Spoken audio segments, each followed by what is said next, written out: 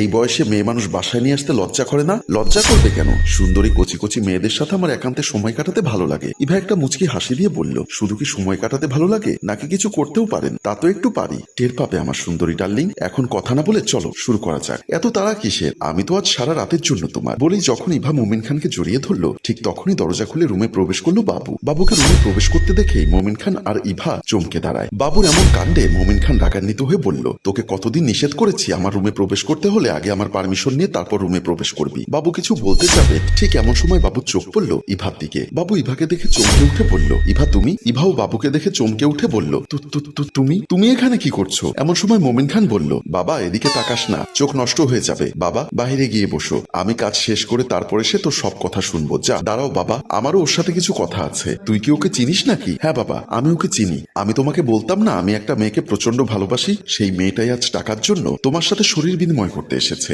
বাবা মনে আছে একদিন আমি তোমাকে কি বলেছিলাম? একটু মনে করে দেখো তো। বাবা সেদিন তোমার প্রচন্ড মন খারাপ ছিল। যেদিন তোমার মন খারাপ হয় সেদিন মদের বোতল না হলে মেয়ে মানুষ নিয়ে তুমি বাসায় ফেরো। আমাদের ড্রয়িং রুমে বসে তুমি মদ্যপান করছিলে। আমি তোমার পাশে গিয়ে বসে বলেছিলাম, বাবা তোমার সাথে আমার কিছু কথা আছে, বল কি বলতে চাচ্ছিস? বাবা আমার 5 লাখ টাকা লাগবে। এত টাকা দিয়ে তুই আবার কি করবি? কোনো ব্যবসা বাণিজ্যের প্ল্যান মাথায় এসেছে নাকি? না বাবা, ইভার মায়ের চিকিৎসার জন্য লাগবে। ইভা? কোন ইভার কথা বলছিস তুই? আমার গার্লফ্রেন্ড ইভা। বাবুর মুখে গার্লফ্রেন্ডের কথা শুনে মোমিন খান হাসতে হাসতে বলল, কোথায় যেন পড়েছিলাম, ভালোবাসা দিলে মানুষ মরে যায়, যুদ্ধ আসে ভালোবেসে। আমি বুঝতে পেরেছিলাম সেদিন তুমি হয়তো নেশা বেশি করে ফেলেছো, তাই আবল তাবল বলছো। তারপর আমি তোমাকে বলেছিলাম, বাবা এভাবে আর কতদিন চলবে বলো? আর কতদিন হেলায় হেলায় নিজের জীবনটা কাটিয়ে দেবে? যতদিন জীবন আছে ততদিন। তারপর আমি বুঝতে পেরেছিলাম তোমার সাথে বেশি কথা বলে লাভ নেই, তাই আমি চলে যাওয়ার জন্য যখন সোফা থেকে উঠে দাঁড়ালাম তখন তুমি আমাকে বললে, আমি ম্যানেজারকে বলে দিব তুই কাল সকালে ম্যানেজারের কাছ থেকে 5 লক্ষ টাকা নিয়ে নিস। বলেই তুমি বোতল থেকে গ্লাসে মদ ঢালতে লাগলে। তারপর আর আমি কিছু না বলে চুপচাপ রুম থেকে বেরিয়ে গেলাম। আমি আর ইভা একটা রেস্টুরেন্টে বসে আছি। আমি 5 লাখ টাকা ভর্তি করে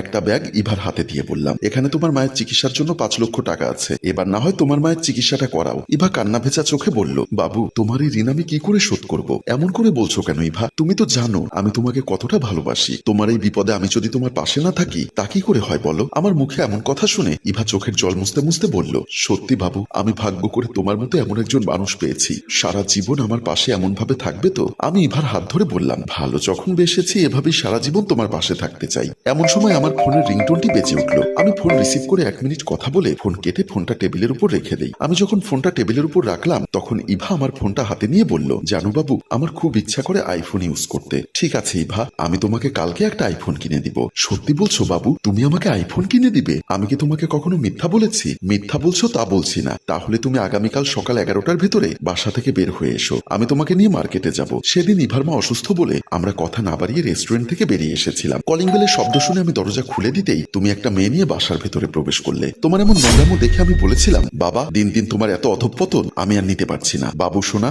আমি তোকে কতদিন বলেছি আমার পার্সোনাল ব্যাপারে তুই কোনো কথা বলবি না। বাবা প্রতিনিয়ত মেয়ে নিয়ে বাসায় আসা কোন ধরনের পার্সোনালিটি? আর তাছাড়া আমি তো তোমাকে বলেছি আমি একটা মেয়েকে ভালোবাসি, আমরা খুব শীঘ্রই বিয়ে করব। সেদিন আমার মুখে ভালোবাসি কথাটা শুনে তুমি বলেছিলে পৃথিবীতে ভালোবাসা বলতে কিছুই নেই। বাবা দিন দিন তোমার এত অধঃপতন কি করে হলো? তুমি উচ্চস্বরে হাসতে হাসতে বলেছিলে তোর মাকে ভালোবেসে। তারপর থেকে এখন আমি ভালোবাসার নাম করে শরীর পাল্টাই। বাবা ভালোবাসা শরীরের ক্ষুধা মেটানো এক না। বাবু শোনা আমার, তুই এখানে ভালোবাসার মানে বুঝিস না। যা পচ্ছাড়, শুধু শুধু আমার সময় কেন নষ্ট করছিস? বাবা তুমি কি জানো এই পৃথিবীতে কষ্ট কাকে বলে? বাবু তুই আমাকে কি কষ্ট চেনাবি? তোর গায়ে যাতে কোনোদিন কষ্টের বাতাস না লাগে সেজন্যই তো আমি এই পথ বেছে নিয়েছি। আর তুই কিনা কষ্ট ছুতে অবলীলায় ছুটে চলেছিস কষ্টের পানে। বাবা তুমি মদ আর নারীর লালসায় উন্মাদ হয়ে গেছো। আমি উন্মাদ হয়ে যাইনি, তুই এখনো ভালোবাসা নামের ধোঁয়াশায় ভাসছিস। ছাড় আমার পথ ছাড়, আমার কাছে ভালোবাসার চেয়ে দেহের অনেক মূল্য। বলেই তুমি তোমার রুমের দিকে চলে গেলে। সেদিন আমি তোমার সাথে একটা ফয়সালা করার জন্য তোমার পিছে পিছে আমিও বেডরুমের দিকে গেলাম। তুমি যখন বেডরুমে মেয়েটির সাথে আনন্দ ফুর্তিতে মেতেছিলে ঠিক তখন আমি গিয়ে বললাম,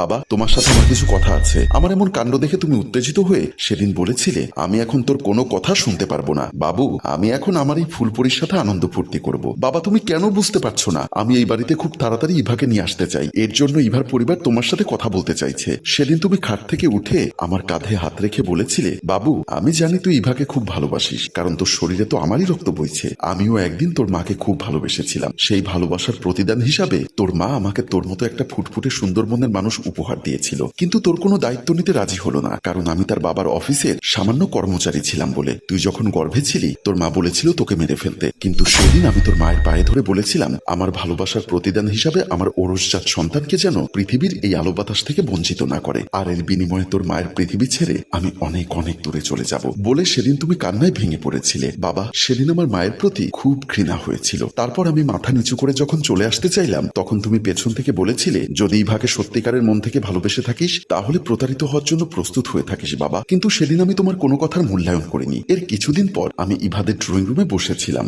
ইভার মা ইমা বেগম আমার পাশে বসে বলল, আমার মেয়েকে তোমার হাতে তুলে দিতে আমার কোনো আপত্তি নেই, কিন্তু আমি তো আর বেশি দিন বাঁচবো না বাবা। ডক্টর বলেছে আমাকে বিদেশ নিয়ে চিকিৎসা করাতে হবে, এর জন্য প্রায় 40 থেকে 45 লক্ষ টাকা লাগবে। সেদিন আমি ইভার মায়ের চোখে যে জল দেখতে পেলাম, সেই চোখের জল ছিল একজন মানুষের জীবনে বেঁচে থাকার আকাঙ্ক্ষার জল। আমি ইভার মাকে সান্ত্বনা দিয়ে বললাম, আন্টি শান্ত হন, আপনি ভেঙে পড়বেন না, কিছু না কিছু একটা উপায় হয়ে যাবে। ইমা বেগম চোখের জল মুছতে মুছতে বলল, কি করে হবে বাবা, আমার তো কোনো ছেলে সন্তান নেই, মা মেয়ের সংসার, কোন রকম 3 বেলা খেয়ে পড়ে বেঁচে থাকাটাই যেন দুঃস্বপ্ন হয়ে পড়েছে, আর সেখানে চিকিৎসার জন্য এত টাকা কোথায় পাবো বাবা। আমি ইমা বেগমের চোখের জল মুছতে মুছতে বললাম, আন্টি আমি তো আপনার ছেলের মতো, আমি আপনাকে কথা দিচ্ছি যত টাকা লাগুক আমি আপনাকে চিকিৎসা করাবো। সেদিন ইমা বেগম আমার মুখে এমন কথা শুনে একটা হাসি দিয়ে বলেছিল, বাবা আল্লাহ তোমাকে 1000 বছর বাঁচিয়ে রাখুক। বাবা, এই সেই ইভা যার মায়ের চিকিৎসার টাকার জন্য তোমার সাথে কথা বলতে এসেছিলাম। বাবুর মুখে এমন কথা শুনে ইভা চমকে উঠল। মোমিন খান হাসতে হাসতে বলল, তার মানে এত বছর তোকে আমি যা বলেছিলাম তার প্রমাণ আজ হাতে নাতে পেয়েছিস। বাবু ইভার দিকে চেয়ে কান্নায় ভেঙে পড়ছে।